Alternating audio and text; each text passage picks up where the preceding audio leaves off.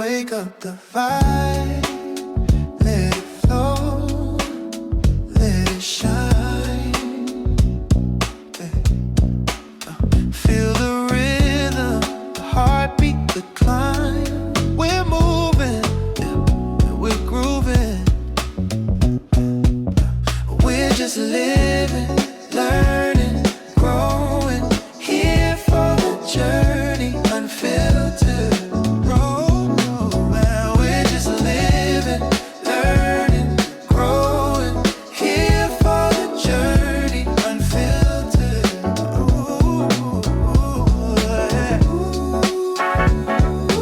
Hey y'all, welcome to Here for the Journey Unfiltered. I'm your host, Denarian Lewis, and this is where we share real millennial stories of growth, grace, and figuring it out, one unfiltered conversation at a time. What's up, everybody, and welcome back to the Here for the Journey Unfiltered podcast. I'm your host, Denarian Lewis, and before we get into anything, I must say, Merry New Year, Happy Christmas, Merry Kwanzaa, all of the above. Yes, this is the first episode for the new year, and yes, I have been gone for some weeks, but y'all, we know life is filled with swift transitions, and I must announce, I have finally relocated to Los Angeles, California. Yes, I am a permanent resident here. And so that's why I've been absent. I've been missing y'all and I've been thinking about y'all, all right? But we are back and I'm ready to get into everything LA, everything in my transition. No, we do not have a guest this episode. I am your guest. And we're just going to have a conversation, you and I, me and you and me, you and I. All of us together. So here we go for the check-in point. Now, this is the point to where we talk about all of the highs, the lows, and the in-betweens of the week. And we have so much to check in about, y'all. So here we go. Y'all, I have made it to LA. And when I say it has been a lot to adjust to, the emotional side, the physical side, everything, the drive was 34 hours. And when I tell y'all, I will never in my life make that damn drive again. If I ever have to move out of LA, okay, for any reason, I'm selling all my stuff and I'm flying, or I'm gonna have enough money to have movers. Y'all, that drive was a lot. It was amazing. I have always wanted to do a cross-country trip, but baby, was I tired. The week leading up to me moving, it was just so many last minute things that I had to do. I was showing up for events and doing this, saying my highs, my buys. I was already exhausted. And I packed up my home. So I went and got the moving truck on that Thursday. I was leaving on Friday night.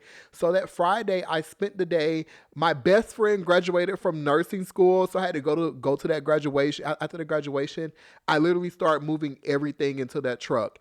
Thank you and shout out to my best friends that came over to help me, Chelsea and Josh.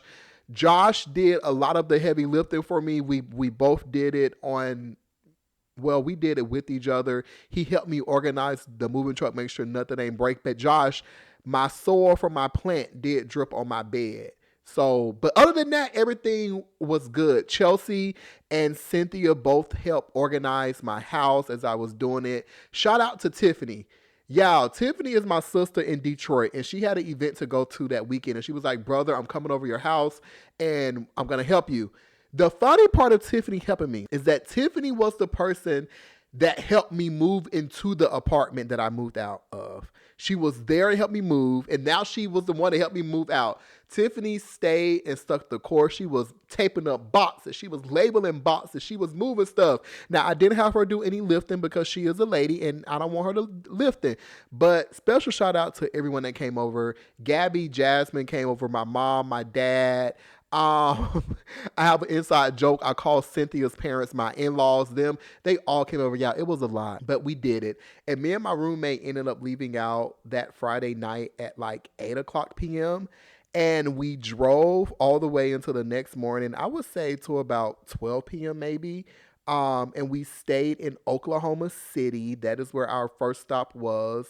And we stayed that entire night, I believe. We may have gotten on the road around 2 or 3 Sunday morning, I believe, but we stopped in Oklahoma City. And let me tell y'all about that. it was just so much I got to check in y'all with. Oh my gosh, it's so much. So I rented a 16-foot Penske truck in addition to also having a car trailer because I had to carry my car on there. Now, the whole time I'm trying to process how am I going to move? Do I wanted to get movers? Movers is like $3,000. I'm like, I'm not paying $3,000 for the amount of stuff that I'm moving. I'm not doing it. So I'm like, okay, let's do a U-Haul or a Penske. They was like $2,000. I was like, oh my gosh, I can't do it. So I called Penske. I was like, yeah, do y'all have any more discounts? They was like, sir, well, everything that we have a discount is on the website, but let us look. So the truck was originally with the car trailer was originally supposed to be $2,000. When I tell y'all God works in mysterious ways and the story just keeps getting better and better. A bunch of headaches, but it keeps getting better. So they was looking and they was like, well, if you pick up the truck from this location, it can be about $1,600. I said, if I'm spending $1,600, not including putting gas in the truck, then I might as well just get movers. And they was like, well, let us look some more. And they was like, would you mind driving to, I think, Mansfield to pick up the truck? I said, okay, Mansfield ain't nothing but an hour drive. It depends. They was like, well, if you pick up the truck from Mansfield, you can get the truck and the trailer for $1,000. I said, okay, I will make that sacrifice. I'm going to go get the truck from Mansfield, even though there's literally a Penske location 5 minutes from my house. So I was like, I would make that drive to Mansfield to save me some money, $1,000. So I was picking up the truck that Thursday. Penske in Mansfield called me Wednesday morning at 7 o'clock, 24 hours prior to me having to get the truck. And they say, Mr. Lewis, first it's 7 o'clock in the morning. I am asleep. Why are you calling me? They're like, Mr. Lewis, we're just trying to see if you would want to get I think they said the 26-foot truck. I'm like, nah, I ordered a 16-foot truck. They said you guys will have it available. I'm not adjusting. First off, I'm not trying to drive a 26-foot truck along with a car trailer 34 hours away. A, that's a lot of gas. B, I ain't trying to mess up my Tesla. Point blank and the period.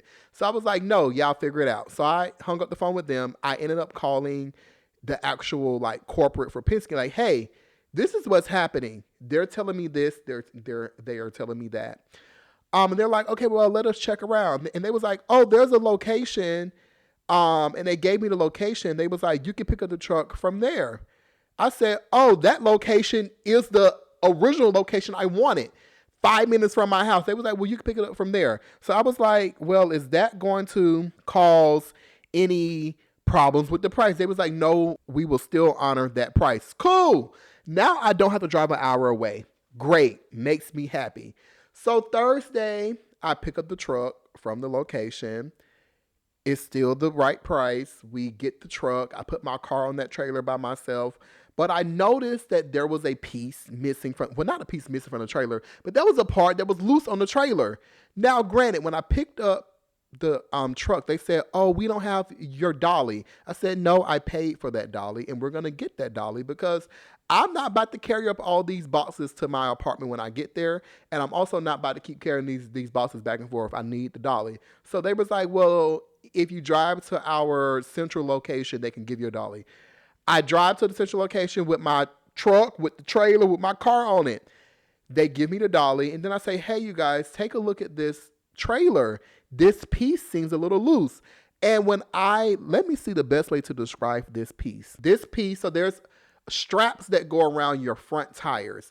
What this piece does is it makes sure that the piece that straps around your tires, it basically attaches those straps to the trailer. It was loose.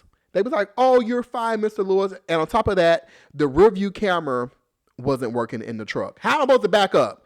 So they're like, well, we'll give you $100 off for the cameras. But they told me that everything on the trailer was good. So let's fast forward. Me and my roommate, we are driving to Oklahoma City. So at this time, we left around 9-ish. So we left the house at 8, but we had to make a few stops to pick up some stuff.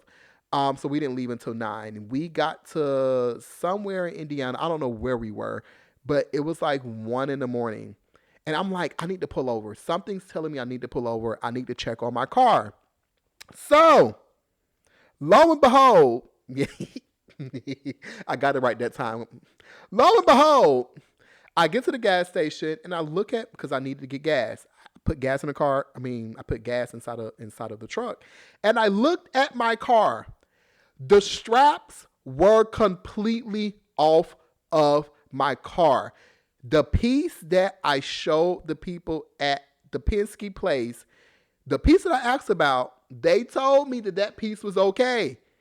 The piece came off as I was driving. So my car could have fell off. It could have flipped over. Something could have happened.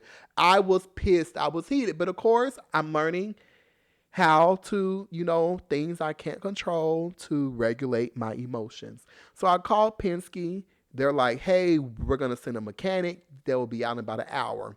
So I'm going to use this time to take a nap. So we're napping in the car for an hour. The people pull up. They're like, oh, we have to go back to the shop and get the piece. They went back to the shop. So now I'm sleeping more. I'm not mad because I need to get some rest because I'm low-key kind of tired. They bring the piece back and they fix it. Okay, but now my nerves are bad. So for the next like 2 hours after that, I was literally stopping every 30 minutes to make sure that nothing was wrong with my car because my nervous system was a wreck. I just got that car. I didn't want nothing to happen to it. That is my prized possession. So we end up getting to Oklahoma City. Everything's cool. Make it safe. We check into the hotel. We sleep the entire time. And we don't wake up till like later that morning on Sunday morning to leave. Our next destination so that was like a 13-hour drive, I think. So I drove like the first, 6 or 8 hours or whatever case may be. And my roommate drove the remainder for that first leg. So our next stop was then Arizona. So we're on the road. We're going through New Mexico. We're going through Arizona. And we're like noticing because at this time, like my plan was to do most of the driving at night. And then about time daytime come, we're closer to our stop so that we're not leaving that truck overnight. Because I didn't want no one to break into it. I didn't want nobody to break into the car. So we're driving mostly at night. But we noticed as we're in Mexico City, not Mexico City, New Mexico, Arizona, we're seeing all of these shooting stars. And I'm like, oh my gosh, like we don't see these in the city. So I'm like, wow. I'm like, oh, this is amazing. We get to Arizona. We're able to check into the room early. Great. I timed it to where we stopped at Arizona because the next drive would be about 6 hours. It was our goal to get to Cali and to start moving in around 11 or 12. So we sleep. We end up leaving Arizona, I believe, maybe 3 or 4 in the morning. And once again, we're seeing shooting stars. So I'm taking this as like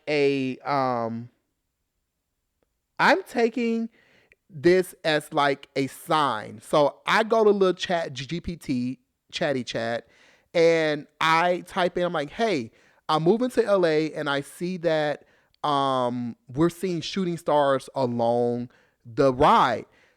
And I said, what does that mean? So here's what chat GPT says. That feels so symbolic. Officially moving to Los Angeles to follow your dreams, and the universe is literally lighting up the sky for you. Whew, that's not random. Shooting stars on the drive feel like little confirmation saying, yes, keep going. You're aligned. You didn't just wake up and choose this. You prayed, worked, waited, and trusted yourself enough to take that leap. That takes courage. There's something powerful about being in motion physically and spiritually, leaving what's familiar, driving toward what you know is calling you. Those stars are witnesses to the moment you chose yourself and your purpose. Y'all, I'm trying not to tear up reading this again. I haven't read it since we were on the road. Okay, this is a sacred chapter, Denarian, not just a move, but a becoming. One day you'll look back at this drive and say, that's when everything changed. Keep your eyes on the road and your heart open. Los Angeles isn't just gaining you, you're arriving exactly on time. Okay, I'll try not to cry while reading that because that was my first time reading it since I read it the first time in Arizona, which was almost two weeks ago. But when I tell y'all, I was like, God was giving me so many confirmations along that drive, even though there was crazy stuff happening, like my car could have been falling off. But it was like, okay, Lord, this is confirmation. I must admit, on that 34-hour drive, anytime that we got to the hotel, I would like start feeling. And anyone that knows me knows that my mind is always going. It is always on to what's next. So a lot of times I don't fully process emotions or fully process things because my mind is always going. But when I sat in both of those hotel rooms, I have to be honest and transparent. I was like, Lord, did I make the right decision? I literally was like, I'm trying not to cry. Like, I'm leaving my family. I'm leaving those that mean the most to me, my friends. I'm leaving all of that. I I quit a job that was stressful at times, but I knew it was consistent. I am literally uprooting my life and changing everything. It is my first time away from my friends, my first time away from my family. So I'm like, did I make the right decision? Then I start thinking about, oh my gosh, people say that Los Angeles is expensive. Am I going to be able to afford the rent? All of these negative thoughts. So to have those shooting stars lighting up the sky, even when we were leaving Arizona on the way to Los Angeles, there was like 5 shooting stars early that morning. So I made it. I made it to LA, and I must say, it feels good to be here. Now, before I forget, let's get into this whole Penske truck because once we made it to LA, we dropped off the truck once we unpacked, and I explained to them, I was like, hey, there has been major inconvenience. Like my car could have fell off of this trailer because I took video of this. This is what I saw prior to leaving. They told me everything was okay.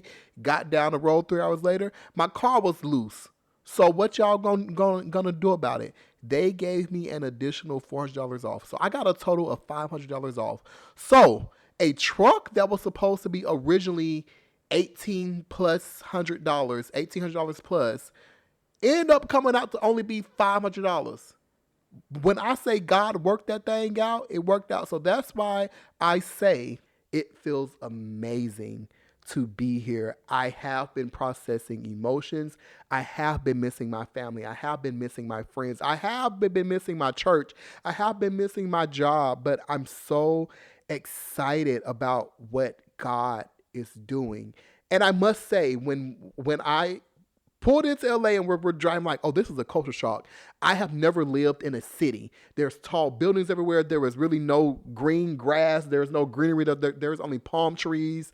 There was tents going down the road for the unhoused people. There were people selling food from the little tents. It was just it was a culture shock for me. I'm like, oh my gosh, I needed time to just breathe. I'm like, ooh, this is a lot. Then I got to the apartment and I love my apartment. I have made this apartment feel good. It feels homey. It feels natural. But I've never lived in an apartment building downtown. I never had an elevator in my building. I live on the 6th floor of this building. I can literally see the Hollywood Hills. I can see the Griffith Observatory. I can see the Hollywood signs. It is just a lot, and I'm taking it in. I'm processing. I'm like, Lord, I'm trusting you, and I know I can't be scared. I know I can't be fearful, but I am a little bit. But I'm trusting you. LA has been good, you guys. So we're going to take just a quick break and we'll just come in and talk more about this transition and just about my life. I'll see y'all after this break. Hey y'all, it's Denarian from Here for the Journey Unfiltered. Every Monday we're getting real about life, the growth, the grace, and the moments we're still figuring out. Each week I sit down with friends and guests who are navigating their own paths, sharing the highs, lows, and the lessons along the way. So wherever you listen to podcasts, make sure you follow Here for the Journey Unfiltered and join the conversation. And don't forget to follow me on Instagram at denarian.lewis and the podcast page at Here for the Journey Podcast. Because we may not have it all figured out, but we're here for the journey. All right, we are back at the Here for the Journey Unfiltered Podcast. I'm your host, Denarian Lewis, and as I mentioned, this podcast is a little different.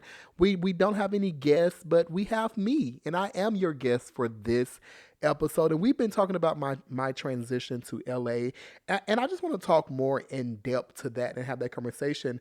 So I want to talk about expectations versus reality.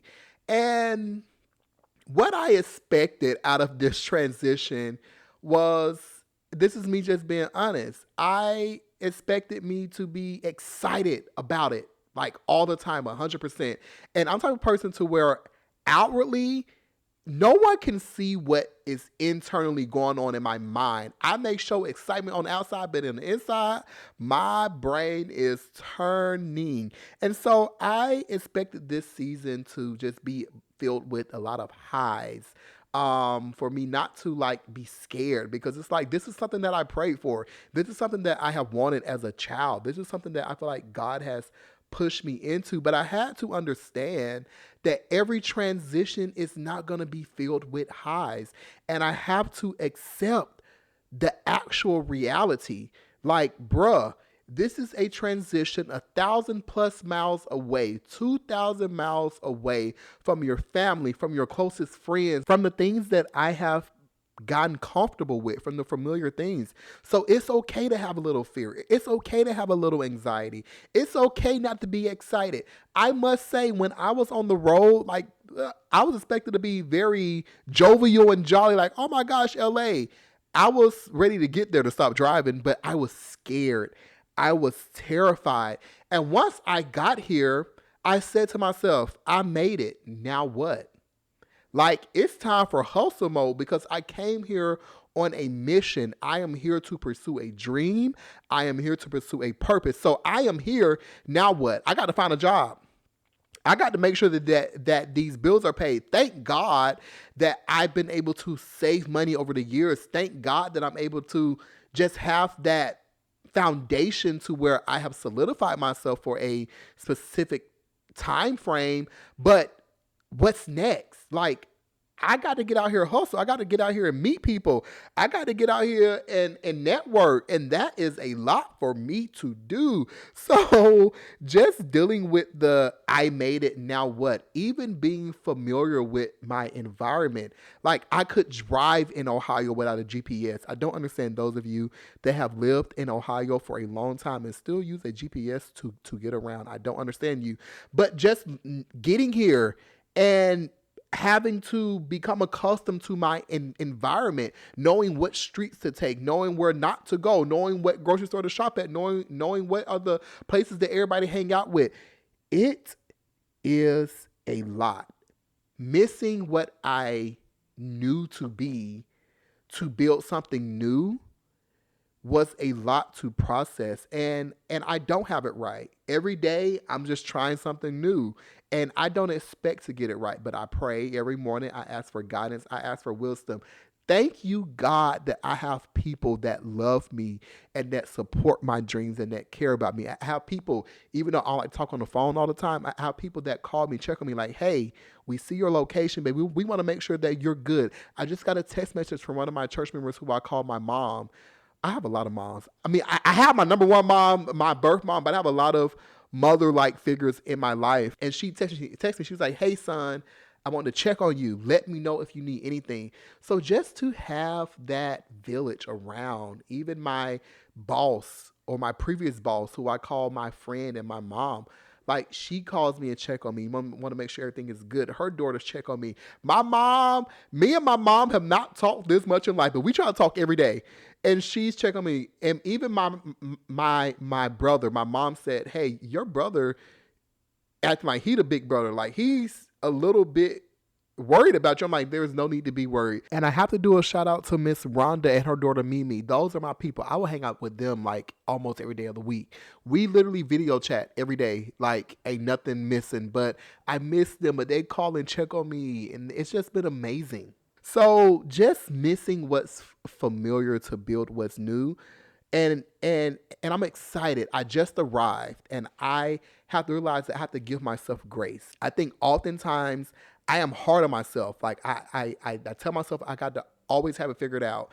I can't let anyone see me sweating. I can't let anyone see me worrying. That has all existed. But by the grace of God, we have made it. All right. Now I want to talk about like identity shift. like not carrying the hurt and the traumas and the routines and what I've known me to be, carrying that here. Like there are parts of me that I've carried here with me, which is the go getter, the hustle mentality, my spirituality. I carry that with me. But there's also a lot of insecurities that I had to leave in Ohio because I'm in an unfamiliar space. I have to go out and meet people. I have to make friends. I have to know what's going on. So there was a little insecurities I had to leave. And the beauty of LA is that no one knows me. Okay? No one knows the Ohio me. So I can now let me say this. I am authentically myself. But I don't know how to explain this. It's weird being in a place where everyone has known you. Like you went to high school in this place, you went to middle school in this place, you went to college in this place. So everybody has a certain denarian that they expect you to show up as. Here, no one knows me. So there's no expectations. So it's kind of like I can brand myself differently. And that's amazing. And something that I have been trying to do is to be more disciplined in my crafts, whether that's vocal coaching, whether that's podcasting. Like this is a fresh place where I can build those new routines and those new habits. And also, I'm not in arm's length with people anymore. And I say this with love. I don't have to be the go-to person for people right now because everybody is 2,000 miles away from me. So I'm not in arm's length. I don't feel like I'm being pulled in different directions or that everyone needs me. So that is something that is refreshing, but I also miss being needed. I miss being the go-to person. Like, hey, can you plan this dinner? Can you plan this? Can you do this? Don't y'all get no ideas because the answer is no in this season because I'm pouring into myself. And something else that I realized while being here is I'm learning who I am without constant validation. Okay? And that's not a bad thing. Validation is not a bad thing. But when you're in a place to where you're centered around the people that love you, they're going to affirm you and make you feel good, even when they shouldn't. Like they're going to do that. I'm in a place to where I have to stick with who I know myself to be. So that means that I have to trust myself more. I also have to love myself a little bit more. Yeah, I have to be there for myself. I can't rely on someone to pick me up. Yes, I know I can call my friends. We can FaceTime for hours. I can call my family and say, hey, I miss y'all. Fly down here. All that stuff. But I am the only person for me right now. And as scary as that can be, I'm very excited for that. I'm very excited to learn myself in this environment, in this capacity. I'm excited to see how this pushes me and how this grows me. That may scare other people, but I love when I grow. I love to see the evolution of Denarian. And it makes me excited, y'all. I'm very excited about this. And before I forget, because this is important, this is very important. There were two more things that this whole experience so far in the past 2 weeks has taught me. And that was letting life unfold instead of forcing outcomes. And that's something that I actually pushed myself to do when I turned 30, which was, and I don't put this in more simple terms, just letting things happen, because I'm a very structured person. I have to have a plan for everything. I have to have an itinerary. I have to have the set time for something. And I am learning to just flow and let life happen. And what that has forced me to do is that has forced me to stay present in what's happening right now instead of rushing the future.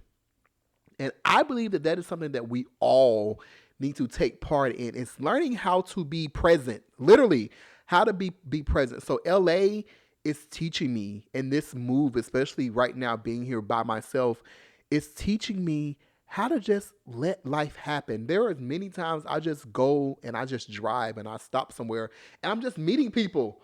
And I'm just letting life happen. So yeah, this is good. This is good. This is good. And it's just I don't know how else to explain it. I believe I made the right decision, and I'm excited for what God has for me. I know there's gonna be ups and downs, but I'm prepared and I am excited. Y'all, next we have the Here For It segment, and it is the solo edition. So after this break, I'm gonna be back with the Here For It segment.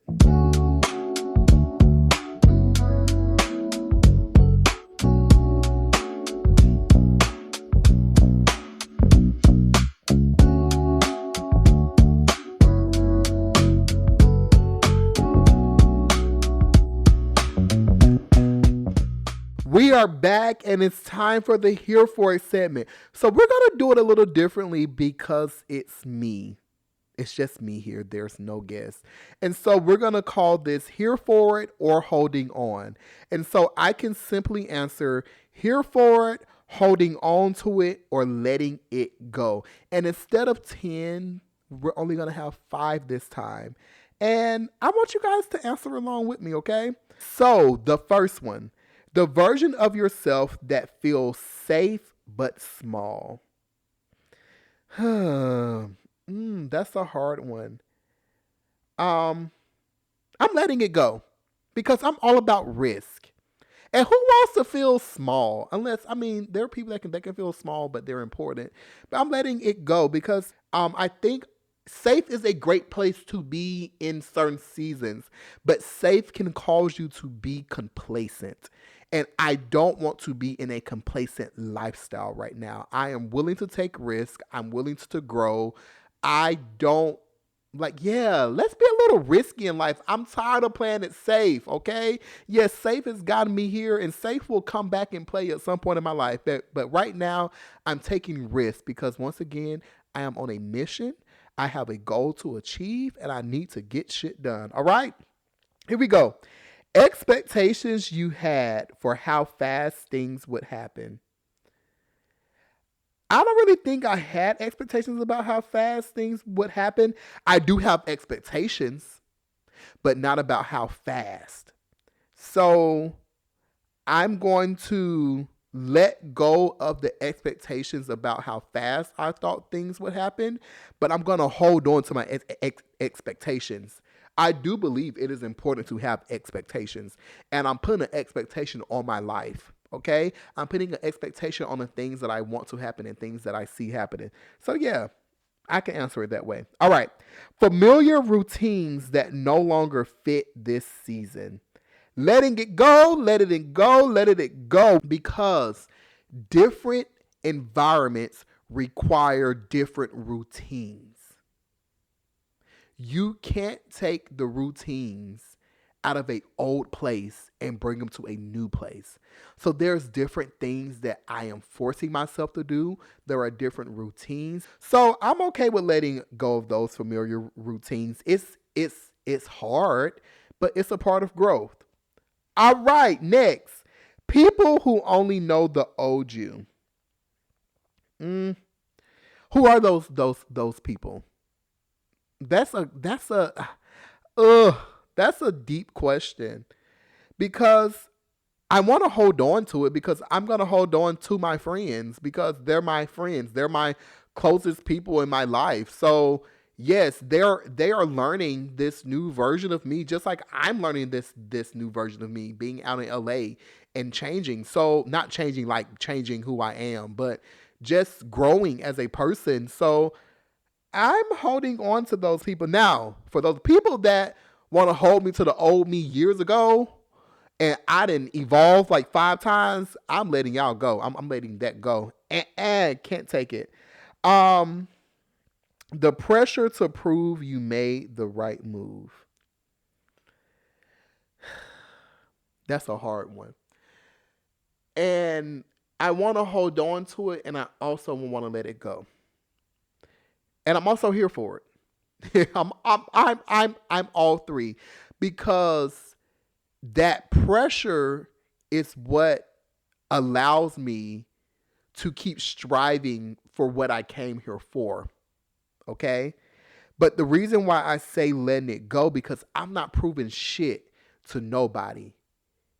Okay? I'm proving it to myself. So I'm letting go of the pressure to prove to anybody, but I am holding on to the pressure, and I'm here for the pressure because every day that is what drives me. Like, people are believing in me. People are excited for me. People are supporting me. So that pressure is driving me, but I'm not going to let it burn me out because I don't got nothing to prove to anybody but myself. Okay? So this is the Here For It segment. That was weird to do that by myself, all right?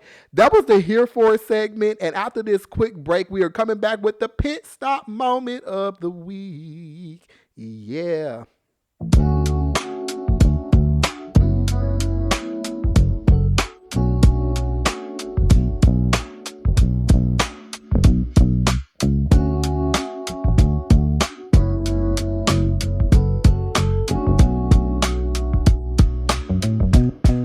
All right, y'all, it is time for the pit stop moment, my favorite segment of the podcast, because this is the time where we take a moment just to breathe. We take a moment to refresh ourselves. We take a moment to refuel ourselves, and we pour back into ourselves so that we can continue this journey. So this is your pit stop moment. If you're in a season where everything feels new and unfamiliar, I want you to hear me clearly. So listen closely. You're not doing it wrong. Transition takes time, becoming takes patience, and grace is not a reward for finishing, it's a requirement while you're learning. So show yourself grace. We give grace to everybody in everybody's circumstance, but we don't show ourselves grace. I'm going to say that one more time for the people that didn't have their volume all the way up. Grace is not a reward for finishing, it's a requirement while you're learning. You don't have to have it all figured out, y'all, to be moving forward. Give yourself permission to be new. Give yourself permission to grow out loud. And remember, we may not have it all figured out, but we're here for the journey. See you next Monday. We're just living, learning, growing.